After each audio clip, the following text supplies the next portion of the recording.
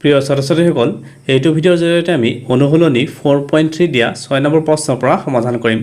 আগৰ ভিডিঅ'ত আমি 5 নম্বৰ প্ৰশ্নলৈ সমাধান কৰিছোঁ। তোমালোকে যদি চোৱা নাই সেই ভিডিঅ'বোৰ চাই ল'বা। ইয়াৰে 6 নম্বৰ প্ৰশ্নত কি দিছে যে এখন আয়তাকাৰ পথাৰৰ কৰ্ণৰ দিশ ইয়াৰ চুটি বাহুতকৈ 60 মিটাৰ বেছি। যদি দীঘল বাহুটো চুটি বাহুতকৈ 30 মিটাৰ বেছি পথাৰখনৰ বাহু দুটাৰ দিশ উলিয়া।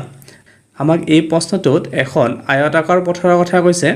আৰু আমি সেই পথাৰখনৰ বাহু দুটাৰ দিশ উলিয়াব লাগিব। ইয়াতে পথাৰখন যিহেতু আয়তাকাৰ আমি এটা আয়তৰ চিত্ৰ আঁকি লওঁ। তাৰপিছত আমি এই চৰ্তবোৰ যে দিয়া আছে এই চৰ্তবোৰৰ মতে আমি বাহুবোৰৰ দিশ উলিয়াই ল'ম। তাৰপিছত আমি সমীকৰণটো গঠন কৰিম। সমীকৰণটো গঠন কৰি আমি পথাৰখনৰ বাহুৰ দিশ উলিয়াম। ধৰি লোৱা এইখন এখন আয়তাকাৰৰ পথাৰ। আয়তাকাৰৰ পথাৰখন নাম দি লৈছোঁ যে ABCD। ইয়াতে প্ৰশ্নত কি দিছে যে আয়তাকাৰৰ পথাৰৰ কৰ্ণৰ দিশ ইয়াৰ চুটি বাহুতকৈ 60 মিটাৰ বেছি।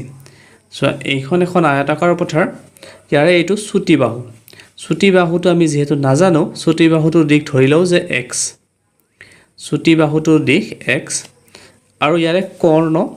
A আৰু C আমি সংযোগ কৰি দিলে কৰ্ণ পাম। A আৰু C কৰ্ণ। এই আয়তাকাৰ পথাৰখনৰ AC হ'ল কৰ্ণ আৰু ইয়াৰে কৰ্ণৰ দিশ কি বুলি কৈছে? কৰ্ণৰ দিশ কৈছে যে চুটি বাহুতকৈ 60 মিটাৰ বেছি। চ' চুটি বাহুটো আমি কি বুলি ধৰিছোঁ? X। ইয়াতকৈ 60 মিটাৰ বেছি, সেইবাবে 60 এটা যোগ কৰি দিম। কৰ্ণৰ দিশ হৈ গ'ল X + 60। আৰু ইয়াতে কি বুলি কৈছে? যদি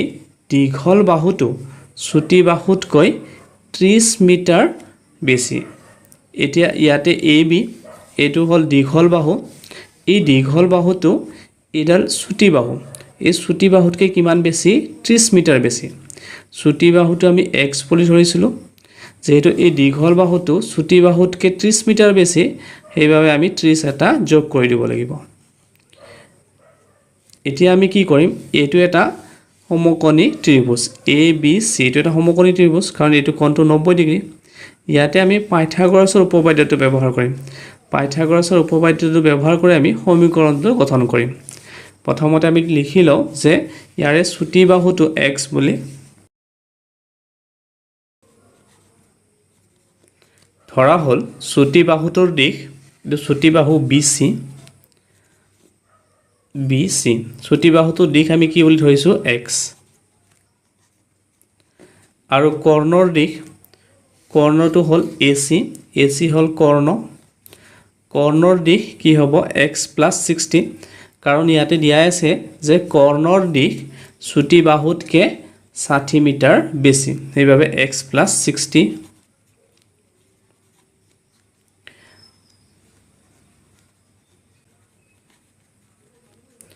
আৰু দীঘল বাহুৰ দিশ, দীঘল বাহু হ'ল AB। ABৰ দিশ হ'ল X + 30।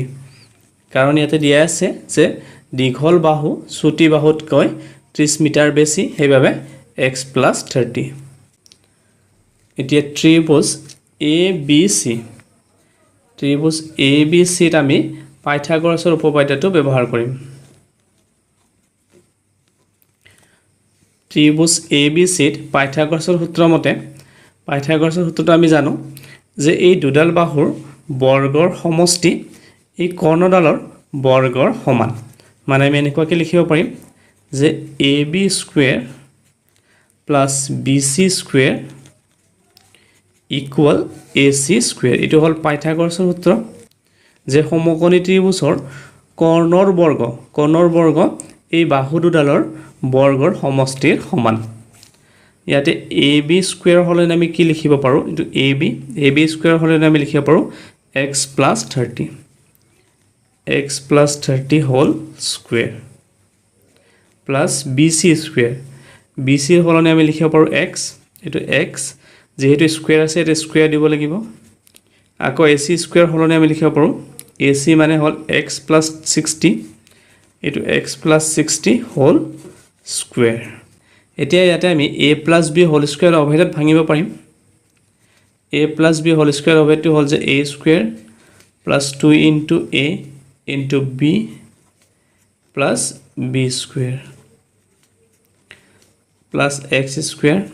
এইটো a plus b whole square অভাৱত ভাঙিব পাৰিম a square plus 2 into a into b plus b square এটা এইটো x square cancel কাৰণ x square to plus আছে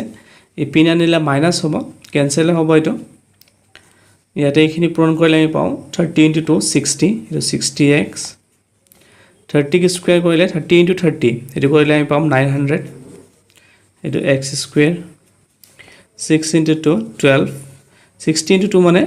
120 আকৌ x 60 into 60 মানে 6 ক স্কয়াৰ কৰিলে আমি কি মান পাওঁ 36 যেটো 60 কি স্কয়াৰ কৰি আছো মানে দুটা 0 বাঢ়িব এটা কিনে হজাই লিখিব পাৰিম এটো x square plus 60x plus 900 এটো কি পিন আনিলে minus 120x আকৌ এটো কি পিন আনিলে minus 3600 equal 0 এটো x square so এটো 60x এটো minus 120x এটো আমি বিয়োগ কৰিব পাৰিম minus 120 plus 60 minus 120 plus 60 এটো বিয়োগ কৰিলে আমি কি পাম minus 60 ইয়াতে আমি লিখিব পাৰো minus 60x আকৌ এটো minus 3600 plus 900 এটো আমি বিয়োগ কৰিব পাৰিম minus 3600 plus 900 এটো বিয়োগ কৰিলে আমি পাম 2700 ডাঙৰ সংখ্যাটোৰ আগত বিয়োগ আছে এটা মাইনাস বহিব minus 2700 equal 0 এটা তোমালোকে এটা দীৰ্ঘাত সূত্ৰ ব্যৱহাৰ কৰিব পাৰা বা তোমালোকে মধ্যপদ বিভাজন পদ্ধতি ব্যৱহাৰ কৰিও ইয়াৰে উৎপাদক উলিয়াব পাৰিবা মই ইয়াতে মধ্যপদ বিভাজন পদ্ধতিটো ব্যৱহাৰ কৰিম 2700 into 1 কৰিলে আমি 2700 পাওঁ এতিয়া আমাক দুটা এনেকুৱা সংখ্যা লাগিব যে দুটা সংখ্যা যোগ বা বিয়োগ কৰিলে 60 হ'ব আৰু সেই দুটা সংখ্যা পূৰণ কৰিলে 2700 হ'ব যেটো সংখ্যাটো ডাঙৰ আমি ইয়াতে উৎপাদক উলিয়াই লওঁ 3 ৰে দিব পাৰো 3 into 9 27 এনেকুৱাকে উৎপাদক উলিয়ালে তোমালোকে সংখ্যাটো সোনকালে বিচাৰি পাবা আকৌ 2 ৰে দিব পাৰো 2 into 5 10 আকৌ 2 into 2 4 5 into 5 25 এতিয়া ইয়াতে যদি আমি চাওঁ 3 into 3 9 আকৌ 5 into 2 10 okay 9 into 10 কৰিলে আমি কি পাওঁ 90 3 into 3 9 5 into 2 10 9 into 10 কৰিলে আমি পাওঁ 90 আৰু এটা কি থাকিলে 3 into 2 6 6 into 5 6 into 5 কৰিলে আমি কিমান পাওঁ 30 90 minus 30 কৰিলে আমি কি পাওঁ 60 তো 60 হলনে আমি কি লিখিব পাৰিম 90 minus 30 এনেকুৱাকে আমি মধ্যপদটো ভাঙি লওঁ এটা x square minus 60 হলনে লিখিম যে 90 minus 30 তাৰ পিছত x আছে minus 2700 equal 0 এটা এইখিনি পূৰণ কৰো 90 into x 90x minus into minus plus 30 into x 30x minus 2700 equal 0 ইয়াতে x কমন লব পাৰো x কমন লৈ থাকিব x minus 90 আকৌ এটা 30 কমন লব পাৰো এটো x minus so 30 into 90 কৰিলে আমি পাও 2700 30 কমন ললে ইয়াতে থাকিব 90 এটা x minus 90 কমন লব পাৰো এটা থাকিব x plus 30 equal 0 তোমালোকৰ যদি এখিনি টান লাগে ইয়াতে যে 30 কমন লৈছো তোমালোকে এনেকৈ লিখি লব পাৰা যে 30 into 90 so 30 আৰু 90 পূৰণ কৰিলে আমি পাও 2700 এইভাবে আমি ইয়াৰে পৰা 30 কমন লৈছো 30 টো কমন লোৱাৰ লগে লগে ইয়াতে x আছে এটো minus 30 কমন লৈছো ইয়াতে কি থাকিব 90 এতিয়া আমি লিখিব পাৰো যে x minus 90 equal to 0 নাইবা x plus 30 equal 0 minus 90 to ইপিনে গলে plus 90 আৰু plus 30 to ইপিনে গলে minus 30 যেহেতু আমাক দিশ উলিয়াব দিছিলে দিশ কেতিয়াও মাইনাস হ'ব নোৱাৰে এই কাৰণে এই ভ্যালুটো আমি লব নোৱাৰিম এটো অসম্ভৱ হ'ব কাৰণ দিশ সময় বয়স এবোৰ কেতিয়াও মাইনাস হ'ব নোৱাৰিব এইটো অসম্ভৱ x ৰ মান আমি ল'ব লাগিব 90 আমাক প্ৰশ্নত আয়তাকাৰ পথাৰখনৰ বাহু দুটা দিশ উলিয়াব দিছিলে আমি ইয়াতে ছুটি বাহুটোৰ দিশ কি বুলি ধৰিছিলো x ৰ মান আমি পালো 90 মানে আয়তাকাৰ পথাৰখনৰ ছুটি বাহুটোৰ দিশ হ'ব 90 মিটাৰ আৰু দীঘল বাহুটোৰ দিশ উলিয়াব দিছিলে দীঘল বাহুটোৰ দিশ আমি কি ধৰিছিলো x + 30 x ৰ মানটো আমি 90 পালো 90 + 30 হ'ব 90 + 30 কৰিলে আমি পাও 120 মানে আয়তাকাৰ পথাৰখনৰ ছুটি বাহুৰ দিশ হ'ব 90 আৰু দীঘল বাহুৰ দিশ হ'ব 120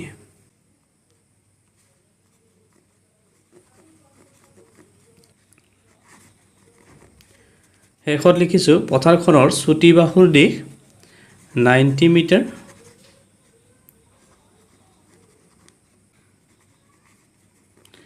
আৰু দীঘল বাহুটোৰ দিশ 90 + 30 90 + 30 মানে 120 মিটাৰ এইটোৱে উত্তৰ এতিয়া 7 নম্বৰ প্ৰশ্ন ইয়াতে কি দিছে যে দুটা সংখ্যাৰ বৰ্গৰ পাৰ্থক্য 100 আছে সৰু সংখ্যাটোৰ বৰ্গ ডাঙৰ সংখ্যাটোৰ 8 গুণ সংখ্যা দুটা উলিয়া আমাক এই প্ৰশ্নটোত দুটা সংখ্যাৰ কথা কৈছে এটা সৰু সংখ্যা আৰু এটা ডাঙৰ সংখ্যা আৰু ইয়াতে দিয়া আছে যে সংখ্যা দুটাৰ বৰ্গৰ পাৰ্থক্য সংখ্যা দুটা যদি আমি বৰ্গ কৰো এই বৰ্গ দুটাৰ পাৰ্থক্য কিমান হয় 180 আৰু ইয়াতে দিছে যে সৰু সংখ্যাটোৰ বৰ্গ ডাঙৰ সংখ্যাটোৰ 8 গুণ আমি প্ৰথমতে ধৰি লও যে ডাঙৰ সংখ্যাটো x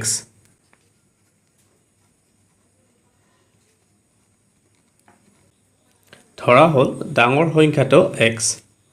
আৰু ইয়াতে কি দিছে যে সৰু সংখ্যাটোৰ বৰ্গ কি হয় ডাঙৰ সংখ্যাটোৰ 8 গুণ আকৌ আমি ধৰি লও যে সৰু সংখ্যাটোৰ বৰ্গ এই ডাঙৰ সংখ্যাটোৰ 8 গুণ সো ডাঙৰ সংখ্যাটো আমি কি বুলি ধৰিছিলো x ৰ 8 গুণ যদি হয় তেতিয়া হলে এটো কি হ'ব 8x হ'ব এতিয়া ইয়াতে আমি কি পালো যে সৰু সংখ্যাটোৰ বৰ্গ হয় 8x আৰু প্ৰশ্নত কি দিছে যে দুটা সংখ্যাৰ বৰ্গৰ পাৰ্থক্য 180 এইখিনি আমি ইয়াতে লিখিম প্ৰশ্নমতে ইয়াতে সংখ্যা দুটাৰ বৰ্গৰ পাৰ্থক্য 180 বুলি কৈছে যেহেতু ডাঙৰ সংখ্যাটো x বুলি ধৰিছো x ৰ যদি আমি বৰ্গ কৰো তেতিয়া হলে কি হ'ব এটো x স্কয়াৰ পাৰ্থক্য বুলি ক'লে আমি কি কৰিব লাগিব বিয়োগ কৰিব লাগিব এতিয়া এই সৰু সংখ্যাটোৰ বৰ্গ বুলি আমি ধৰি লৈছো যে সৰু সংখ্যাটোৰ বৰ্গ 8x এটা ডাইৰেক্ট ইয়াতে 8x লিখিলে হ'ব তোমালোকে ইয়াতে 8x স্কয়াৰ বুলি লিখিব নালাগে কাৰণ ইয়াতে আমি লিখিছো যে সৰু সংখ্যাটোৰ বৰ্গ কৰি আমি কি পাইছো 8x পাইছো সেইভাবে ডাইৰেক্ট ইয়াতে 8x লিখিছো এটো ডাঙৰ সংখ্যাটোক অকল আমি এটা ডাঙৰ সংখ্যা বুলি লিখিছিলো ইয়াতে আমি ডাঙৰ সংখ্যাটোৰ বৰ্গ বুলি তো লিখা নাছিলো সেইভাবে ডাঙৰ সংখ্যাটোক আমি বৰ্গ কৰিছো অকল ডাঙৰ সংখ্যাটো যেহেতু x এইভাবে ডাঙৰ সংখ্যাটোক বৰ্গ কৰিছো আৰু এটা সৰু সংখ্যাটোৰ বৰ্গ বুলি আমি লিখিছো সেইভাবে সৰু সংখ্যাটোৰ বৰ্গ আমি ডাইৰেক্ট 8x বুলি লিখিছো এতিয়া এই দুটা সংখ্যাৰ বৰ্গৰ পাৰ্থক্য কিমান বুলি কৈছে 180 সো তোমালোকে এইখিনি মন কৰিবা কেতিয়াবা এনেকুৱা কনফিউজ হ'ব পাৰা যে ইয়াতে 8x টোত কিয় স্কয়াৰ নহল 8x টোত স্কয়াৰ নহল কাৰণ ইয়াতে আমি ডাইৰেক্ট ধৰিছো যে সৰু সংখ্যাটোৰ বৰ্গ বুলি ধৰিছো সৰু সংখ্যাটো বুলি ধৰা নাই যদি সৰু সংখ্যাটো বুলি ধৰিলো হয় তেতিয়া এটা বৰ্গ কৰিব লাগিলে হয় কিন্তু এটা সৰু সংখ্যাটোৰ বৰ্গ বুলি ধৰিছো সেইভাবে আৰু ইয়াতে বৰ্গ কৰিব নালাগে এতিয়া 180 ইপিনে আনো x স্কয়াৰ - 8x - 180 = 0 এতিয়া আকৌ আমি মধ্যপদ ভাঙি কৰিম 180 * 1 180 হ'ব 180 উৎপাদক উলিয়াই লওঁ 2 * 9 আকৌ 2 * 4 3 * 1 আকৌ 3 * 5 সো ইয়াতে আমি কি কৰিব পাৰো 3 * 3 9 9 * 2 কৰিলে আমি কি পাও 18 সো আমাক এনেকুৱা দুটা সংখ্যা লাগিব যে দুটা সংখ্যা যোগ বা বিয়োগ কৰিলে এই মাজৰ সংখ্যাটো পাও মধ্যপদ তোমালোকে আগত পাই আহিছা মধ্যপদ বিভাজন পদ্ধতিটো ইয়াতে 3 * 3 9 9 * 2 18 আকৌ এতে কি থাকিলে 5 আৰু 2 থাকিলে 5 আৰু 2 ইনটু কৰিলে আমি পাও 10 18 - 10 18 - 10 কৰিলে আমি কি পাও 8 মানে 8ৰ সলনি আমি কি লিখিব পাৰিম 18 - 10 যেতিয়া এনেকুৱাকৈ ডাঙৰ সংখ্যা পোৱা যে 180 পাইছা তোমালোকে মুখে মুখে কৰিব টান পাব পাৰা তেতিয়াহ'লে কি কৰিবা এনেকুৱাকৈ উৎপাদক উলিয়াই ল'বা উৎপাদক উলিয়াই ইয়াতে যিকোনো পূৰণ কৰি দুটা সংখ্যা উলিয়াবা এনেকুৱাকৈ পূৰণ কৰি দুটা সংখ্যা উলিয়াবা আৰু সেই দুটা সংখ্যা বিয়োগ বা যোগ কৰিলে এইটো পাব লাগিব ইয়াৰ মাজৰ সংখ্যাটো পাব লাগিব ইয়াতে যেনেকুৱাকৈ আমি 18 বিয়োগ 10 কৰিছোঁ 18 বিয়োগ 10 কৰিলে আমি কি পাওঁ 8 ইয়াৰ 8ৰ সলনি আমি লিখিম 18 বিয়োগ 10 ইয়াতে x minus 180 equal 0 এটা হৈ গ'ল x square 18 into x 18x minus into minus plus 10 into x 10x minus 180 equal 0 এতিয়া ইয়াতে মই x কমন ল'ব পাৰোঁ x minus 18 আকৌ ইয়াতে 10 কমন ল'ব পাৰোঁ কাৰণ 10 into 18 180 ইয়াতে 10 আছে কমন 10 কমন ললোঁ ইয়াতে থাকিলে x minus 18 equal 0 x minus 18 common ইয়াতে থাকিলে x plus 10 equal 0 এতেকে আমি লিখিব পাৰোঁ যে x minus 18 equal 0 or x plus 10 equal 0 minus 18 to ইপিনে নিলে plus 18 আকৌ plus 10 to ইপিনে নিলে minus 10 ইয়াতে আমি minus 10 পালোঁ মানে ঋণাত্মক সংখ্যা পালোঁ যেহেতু আমাক ঋণাত্মক সংখ্যা বুলি কোৱা নাই সেইবাবে এই সংখ্যাটো আমি ল'ব নোৱাৰোঁ এইটো আমি x ৰ মান ল'ব নোৱাৰোঁ এইটো অসম্ভৱ মানে x ৰ মান কি হ'ব 18 আমি ইয়াতে ডাঙৰ সংখ্যাটো x বুলি ধৰিছিলোঁ এতেকে ডাঙৰ সংখ্যাটো কি হ'ব x ৰ ঠাইত 18 পাইছোঁ ডাঙৰ সংখ্যাটো হ'ব 18 এতেকে ডাঙৰ সংখ্যাটো হ'ল 18 আৰু আমি সৰু সংখ্যাটো উলিয়াব লাগিব আৰু সৰু সংখ্যাটো কি হ'ব সো ইয়াতে আমি কি ধৰিছিলোঁ যে সৰু সংখ্যাটোৰ বৰ্গ 8x এতিয়া সৰু সংখ্যাটোৰ বৰ্গ 8x বুলি ধৰিছিলোঁ এতিয়া সৰু সংখ্যাটো উলিয়াবলৈ হ'লে ইয়াৰে বৰ্গমূল উলিয়াব লাগিব কাৰণ ইয়াৰে বৰ্গহে 8x সংখ্যাটোতো 8x নহয় সংখ্যাটো উলিয়াবলৈ হ'লে ইয়াৰে বৰ্গমূল উলিয়াব লাগিব এটাকে সৰু সংখ্যাটো হ'ব 8x আছিলে 8 পূৰণ x ৰ সলনি আমি লিখিব পাৰোঁ 18 কাৰণ x ৰ মান 18 পাইছোঁ এতিয়া 18 আৰু 8 পূৰণ কৰিলে আমি কি পাওঁ 144 144 ৰ বৰ্গমূল আমি কি পাওঁ 12 মানে 12 আৰু 12 পূৰণ কৰিলে আমি 144 পাওঁ 144 ৰ বৰ্গমূল 12 আমি পালোঁ যে ডাঙৰ সংখ্যাটো 18 আৰু সৰু সংখ্যাটো 12